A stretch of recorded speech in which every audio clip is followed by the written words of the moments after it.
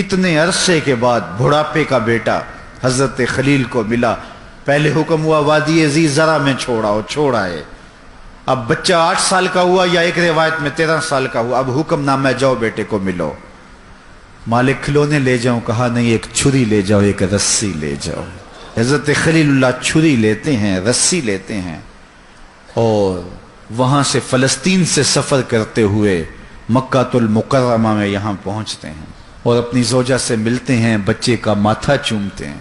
حضرت خلیل اللہ اپنے بیٹے کو ساتھ لے کے منا کی وادی کی طرف چلنے لگے. اب وادی منا میں باپ اور بیٹا پہنچتے ہیں. قال یا بنیا، کہا اے میرے بیٹے، میں تجھے ذبح کرنے کا خواب دیکھا ہے. فانظر ماذا ترى، اب تو بتا تیری رائے کیا ہے. باپ بیٹے کو بھی شامل کرنا چاہتا ہے اس کار خیر میں، رب کے حکم کی تعمیل میں.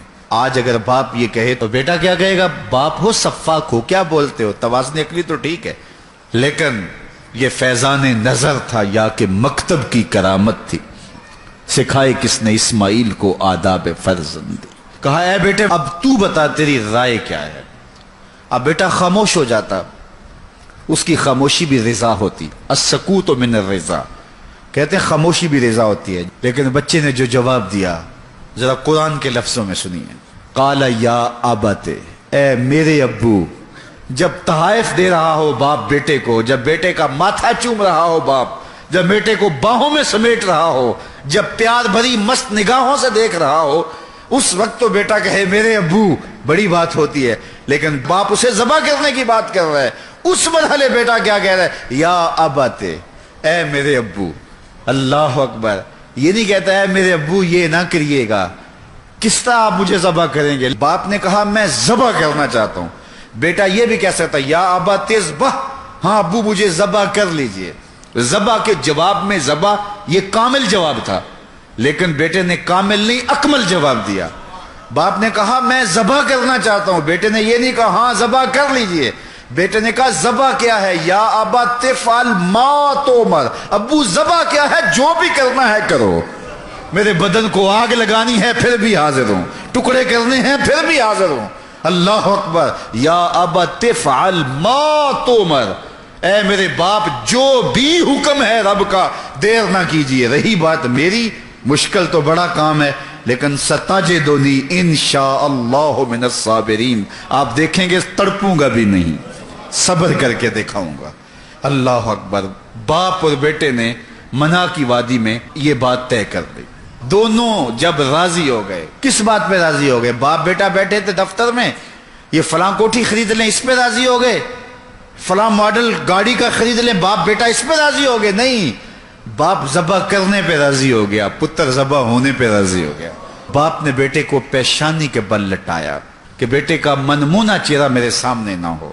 رسی ساتھ لی تھی، کہا ابا جان مجھے باندھ لیجئے، کہیں ایسا نہ ہو کہ میں تڑپوں اور میرے تڑپنے کی وجہ سے آپ کو تعمیل حکم الہی کرتے ہوئے دیر ہو جائے.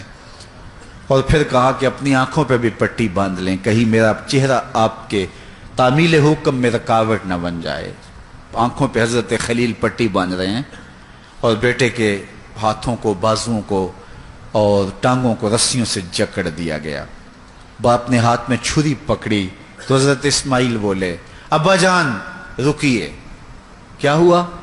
کہا میری رسیاں کھول دیں. بیٹا کیوں؟ کہا کل کا مورخ یہ نہ لکھے باپ ذبح کرنا چاہتا تھا، بیٹا ہونا نہیں چاہتا تھا. باپ نے باندھ کے کیا. کھول دے رسیاں، نہیں تڑپوں گا. اللہ اکبر. رسیاں کھول دی گئیں. حضرت خلیل نے بدستور آنکھوں پہ پٹی باندھی ہے اور بیٹے کو لٹایا. قرآن نے اس منظر کو بیان کیا. ہاتھ میں چھری پکڑی، بیٹے کی گردن پہ رکھی. تیز چھری تھی، دھار دھار، اور گردن نازک، ریشم سے بھی نازک. چھری کے لگتے ہی کٹ جاتی نازک گردن، لیکن حضرت خلیل نے پورا زور دے کر کے چھری کو پوری قوت کے ساتھ پھیرا، لیکن ایک بال بھی نہیں کٹا. بڑی حیرت ہوئی، یہ کیا ہوا؟ ساتھ پڑے پتھر پہ چھری کو مارتے ہوگا لما تقطعی یا سکین، اے چھری کاٹتی کیوں نہیں؟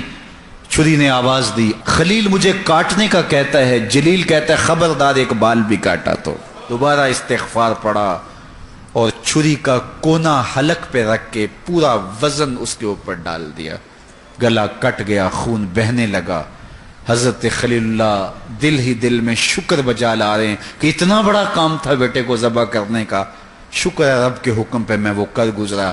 لیکن بیٹا ذبح کیا ہے، بدن کب کپا رہا ہے، فوراً آنکھوں سے پٹی کھولی اور دیکھا کہ بیٹا ذبح نہیں ہوا، دمبا ذبح ہوا ہے۔ بیٹا پاس کھڑا مسکرا رہا ہے اور حضرت جبریل امین بھی پاس کھڑے ہیں۔ تو حضرت خلیل اللہ کی زبان سے بے ساختہ نکلا اللہ اکبر، تو حضرت اسماعیل نے کہا لا الہ الا اللہ واللہ اکبر، تو جبریل مسکرا کے بولے اللہ اکبر وللہ الحمد۔ کہا ہے ابراہیم قیامت تک تمہاری قربانی بھی باقی رکھیں گے، زبانوں سے نکلے جملے بھی باقی رکھیں گے۔